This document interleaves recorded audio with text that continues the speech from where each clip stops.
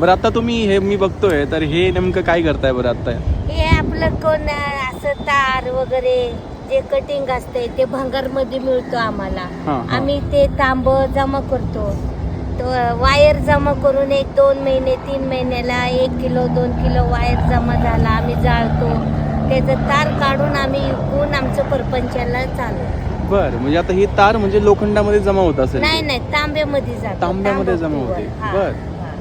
लोखंड म्हणजे काच पत्रा डब्बे असं असतं ते लोखंड. हे प्युअर तांब निघतं. मग तुम्हाला हे सापडण्यामध्ये खूप कष्ट घ्यावे लागत असतील? हो, कधी मिळते कधी नाही मिळत, पण आम्ही बारीक सारीक असं जमा करतच जमा झालं की आता झाले 1 किलो निघाले 300-400 रुपये मिळाले. आमची लेकरं बाळांना मिळतं, त्यामुळं आम्ही हे करतो. म्हणजे आम्हाला हे काढणं भागच आहे. हे वरचं पट्टी निघते हे लोखंड आहे.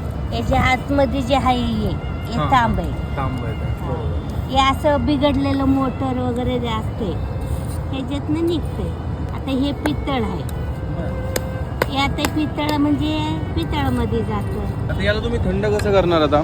हे आता 10-20 मिनिटं थंड होऊन जातो. आम्ही पाणी वगैरे ओतलं की खराब होऊन जातं ना.